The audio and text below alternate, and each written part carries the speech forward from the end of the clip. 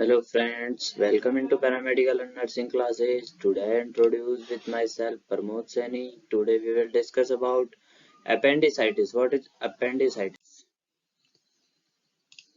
Next we will discuss about anatomical location of appendicitis.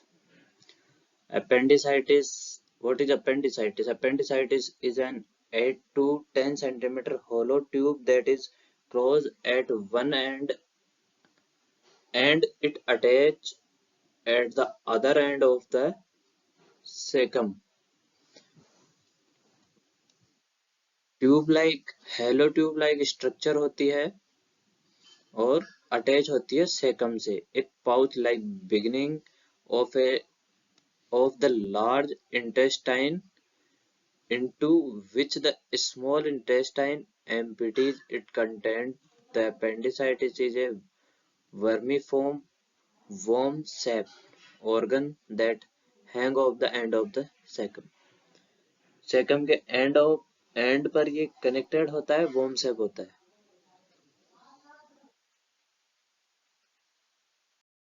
Next, function of appendix. It is not clear whether the appendix serves any useful purpose in modern human.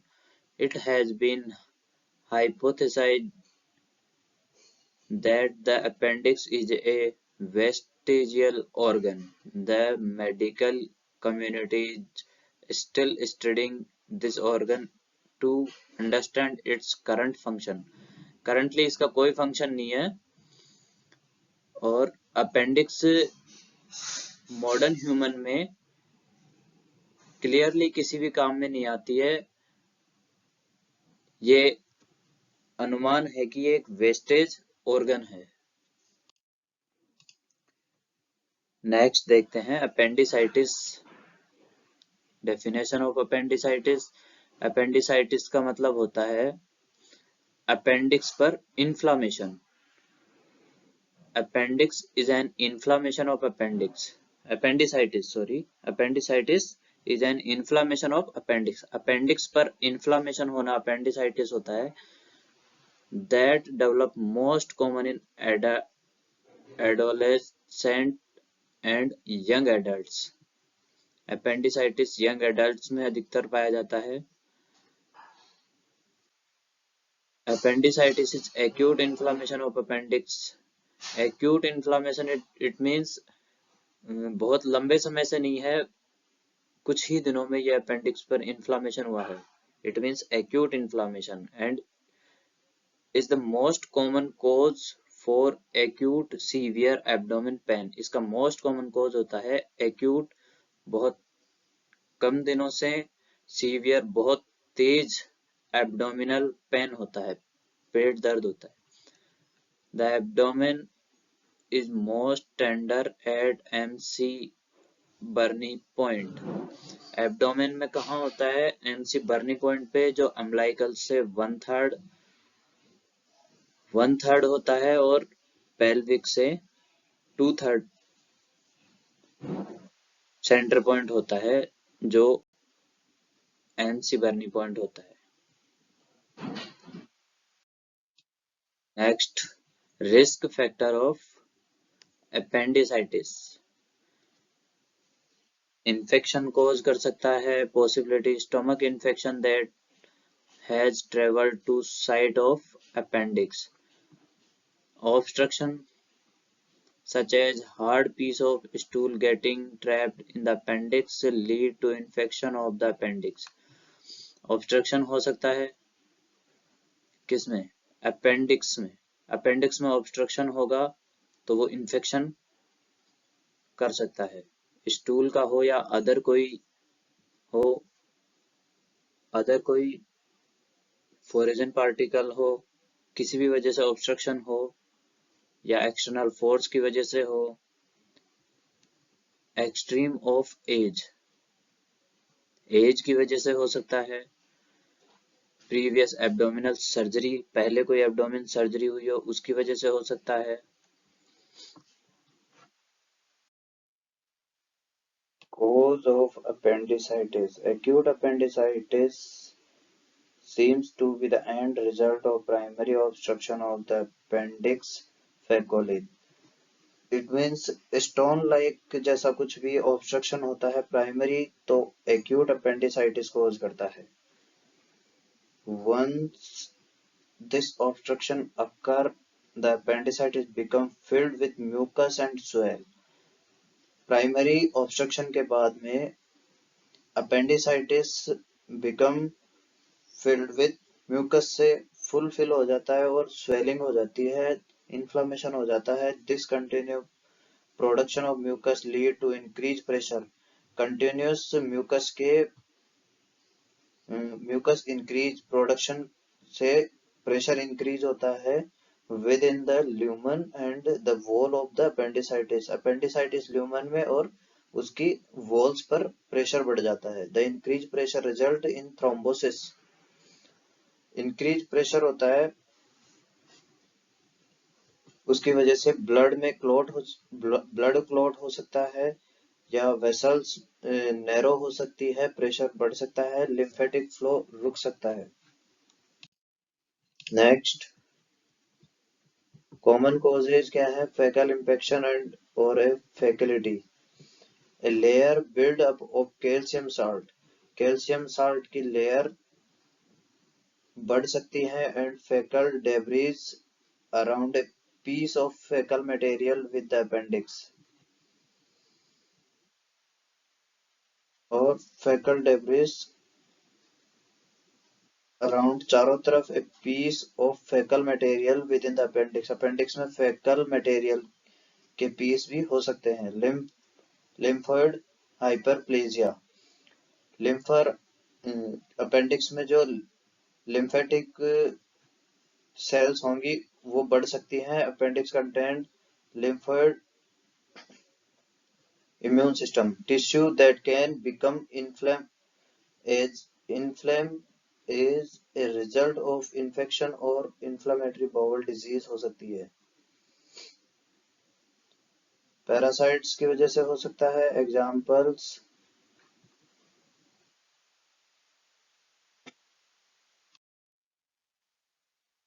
Uncommon causes tumour हो सकता है, foreign material हो सकता है, अगर बाहर से कोई सब्सटेंस अंदर लिया हो और वो जाके ऑब्स्ट्रक्शन कर गया हो अपेंडिक्स में तो उसकी वजह से भी हो सकता है। कोई ट्रॉमा हो सकता है एज लाइक पहले कोई सर्जरी हुई हो, एब्डोमेन सर्जरी, उसकी वजह से कोई ट्रॉमा हुआ हो अंदर इंसिजन में, या इंटेस्टाइनल वॉर्म हो सकता है, या लिम्फेडेनिटीज हो सकती है। नेक्स्ट देखेंगे पैथोफिजियोलॉजी ऑफ अपेंडिसाइटिस। अपेंडिसाइटिस कैसे ग्रो करता है? ऑब्स्ट्रक्शन होता है, प्राइमरी ऑब्स्ट्रक्शन आफ्टर ल्यूमेन में प्राइमरी ऑब्स्ट्रक्शन होगा inside the appendix, build up the mucus in appendix. Mucus build up होने लग जाएगा। After mucus build up appendiceal lumen pressure increase हो जाएगा, ब्लड फ्लो कम हो जाएगा अपेंडिक्स में, ऑक्सीजन डिलीवरी कम हो जाएगी, ulceration lesion of the appendix mucosal lining, promotes microbe invasion, infection cause करेगा, इन्फ्लामेशन एंड स्वेलिंग हो जाएगी। आफ्टर देन अपेंडिसाइटिस होगा। Appendicitis means inflammation of appendix. Next देखते हैं acute appendicitis. Type of appendicitis. Acute appendicitis it means बहुत दिनों से नहीं है, ये अभी अभी हुआ है कुछ ही दिनों में। Acute appendicitis as its name implies develop very fast, usually a span of several days or hours। कुछ ही दिनों में या कुछ घंटों में हुआ है बट ये फास्टली होता है। It is easier to detect and require promote medical treatment, usually surgery। Acute appendicitis occur when the vermiform appendicitis is completely obstructed either because of a bacterial infection, facet, or other type of blockage. Acute appendicitis, vermiform appendix is completely obstructed. या तो हो सकता है bacterial infection की वजह से, या तो हो सकता है किसी भी ब्लॉकेज की वजह से। इन्फेक्शन में also cause swelling of the lymph node. Infection में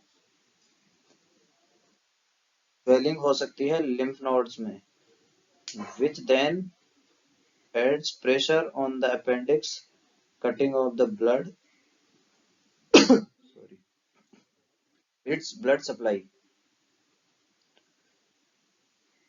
प्रेशर, अपेंडिक्स पर प्रेशर बढ़ जाएगा और ब्लड सप्लाई कम हो जाएगी।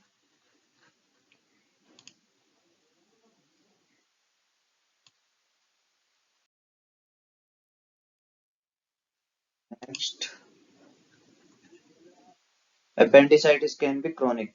अपेंडिसाइटिस क्रोनिक भी हो सकता है, बहुत लंबे समय से भी हो सकता है। Chronic appendicitis is an inflammation that can last for a long time, that is rare according to a report published in Therapeutic Advance in Gastrology. It only occur in only 1.5% of recorded acute appendicitis cases। Chronic cases में देखा गया है कि ये बहुत कम rare chance में मिलते हैं। क्रोनिक 1.5% रिकॉर्ड किए गए हैं, एक्यूट ही होता है। Basically chronic appendicitis mean that the appendical lumen is only partially। Chronic appendicitis mean that the appendical lumen is partially obstructed होता है, fully obstructed नहीं होता है। causing inflammation, the inflammation rosing over time, causing internal pressure to build up। Internal pressure। Now we will discuss about stump appendicitis। A rare appendectomy होती है ये। In the most instant of appendicitis, an appendicitis most instant appendicitis है। appendectomy is the usual procedure होता है जो recommended होता है, and it work by completely taking out the appendicitis। appendicitis को completely बाहर किया जाता है to prevent it from rupturing या इसके फटने से या इसको टूटने से रोका जाता है। If the appendix has already ruptured, अगर वो पहले से फटी हुई है तो उसके लिए एडिशनल ट्रीटमेंट किया जाता है ड्यूरिंग अपेंडेक्टोमी। अपेंडेक्टोमी होती है अपेंडिक्स को रिमूव करने की procedure, as the infection need to prevented from spreading। Infection को फैलने से रोकने के लिए एडिशनल ट्रीटमेंट करने होते हैं। Local tenderness is excited at M C Burney point when pressure is applied. Local tenderness होती है जब एमसी बर्नी पॉइंट पर प्रेशर अप्लाई किया जाता है। रिबाउंड टेंडरनेस रिबाउंड होती है, वापस आ जाती है। टेंडरनेस तनाव वापस आ जाता है।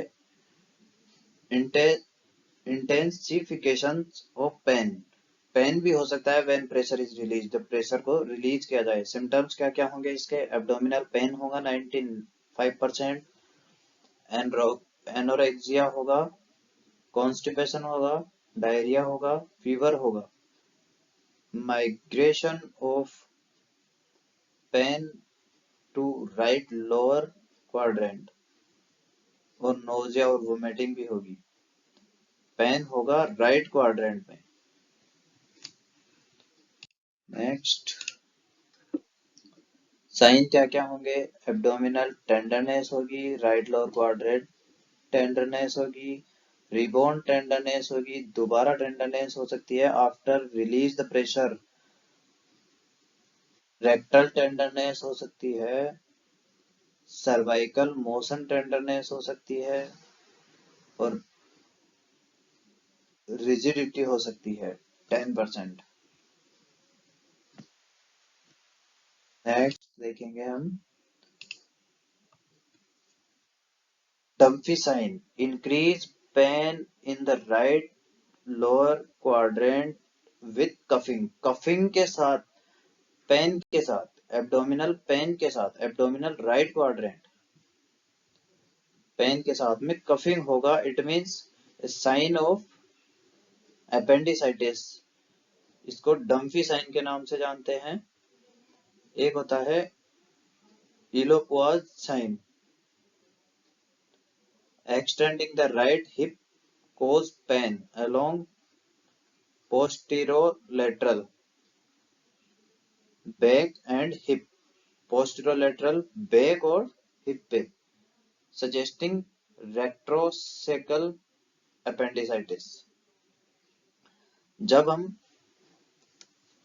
लाई पोजीशन में होते हैं, सुपाइन लाई होते हैं, उसके बाद में लेफ्ट पैर को सीधा रखा जाता है और राइट साइड पैर को पीछे की तरफ फॉरवर्ड करते हैं, तो हिप पर जब जो रेड निशान दिखाया गया है इसमें हिप पर, वहां अगर पेन फील होता है, it means suggested appendicitis. Diagnosis is based on result of a complete physical examination and on laboratory and X ray finding. Diagnose करते हैं, फिजिकल एग्जामिनेशन करते हैं, लैब में एग्जामिनेशन करते हैं और एक्सरे निकालते हैं।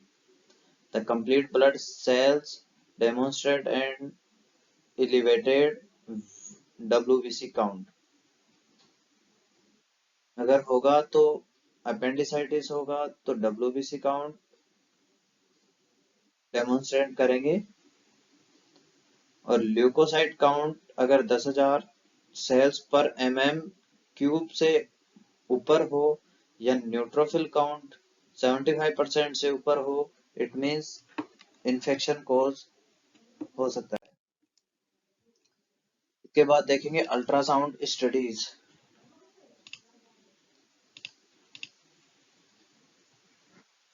लाइक स्ट्रक्चर दिखती है इस तरह से अगर अल्ट्रासाउंड में, तो ये अपेंडिक्स होती है।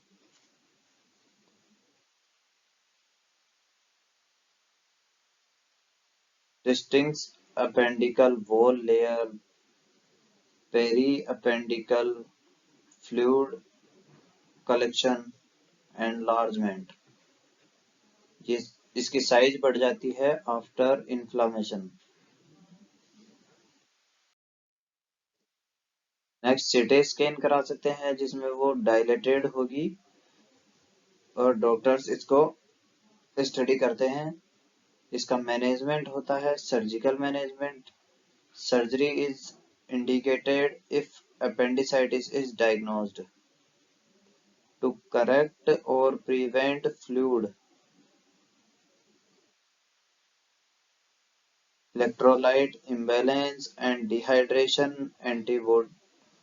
antibiotics and intravenous fluid are administered until surgery is performed। Surgery से पहले इलेक्ट्रोलाइट इम्बैलेंस करना होता है, डिहाइड्रेशन कंप्लीट करना होता है, एंटीबायोटिक्स देते हैं, इंट्रावेनस फ्लूइड देते हैं। एनाल्जेसिक होती है, pain killer can be administered after the diagnosis is made. Morphine sulphate 10 mg पर ml देते हैं। एंटीबायोटिक्स देते हैं जिसमें होता है सिफोटेक्सेमाइन 250 mg 500 mg, लियोफ्लोक्सेसिन 500 mg, मेट्रोनिडेजोल 500 mg पर 100 ml 400 mg टेबलेट होती है। ये एनाल्जेसिक्स होते हैं जो एडमिनिस्ट्रेशन करते हैं after diagnose. Next appendectomy, surgical removal of the appendix. Surgical procedure होता है जिसके थ्रू अपेंडिक्स को रिमूव करते हैं। Perform as soon as possible to decrease the risk of परफोरेंस।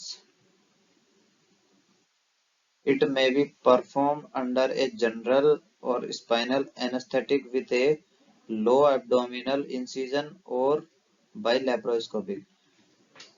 Open appendectomy भी कर सकते हैं और लैप्रोस्कोपिक करके भी इसको रिमूव किया जा सकता है। ये अंडर जनरल और स्पाइनल एनेस्थीसिया के अंडर भी, जनरल के अंडर भी किया जा सकता है और स्पाइनल के अंडर भी किया जा सकता है। Pre operative care, assessment, history taking, physical examination कर लेते हैं। अगर उसके कहीं चोट लगी हुई है या दांत कोई टूटा हुआ तो नहीं है, आफ्टर इंट्यूबेशन के दौरान अगर आपको ये फिर देखने को मिले, बाद में पता चले आपको इसको ये कोई कॉम्प्लिकेशन पहले से था, इसके लिए physical examination vocal cord check कर लेते हैं, रिगार्डिंग पेन, पेन के रिगार्डिंग चेक कर लेते हैं, नोजिया वोमिटिंग तो नहीं है, एब्डोमिनल रिबाउंड टेंडरनेस है या नहीं है, एनोरेक्सिया है या नहीं है। ये सब कुछ प्री ऑपरेटिव होता है, ऑपरेशन से पहले चेक किया जाता है। वाइटल साइन देख लेते हैं, बीपी, वाइटल साइन में बीपी देख लेते हैं, टेम्परेचर, बेसलाइन डाटा। एनपीओ रखा जाता है पेशेंट को 6 से 8 घंटे तक कुछ भी मुंह से खाने पीने के लिए नहीं दिया जाता है, ओनली आईवी फ्लूइड स्टार्ट रखा जाता है न्यूट्रिएंट्स देने के लिए। नेजोगैस्ट्रिक एस्पायरेशन, नेजोगैस्ट्रिक एस्पायरेशन जो गैस, अगर पेशेंट ने बाई चांस अगर पेशेंट ने कुछ इनटेक किया है तो उसको नेजोगैस्ट्रिक ट्यूब से रिमूव किया जाता है। Monitor for sign of rupture appendix and peritonitis,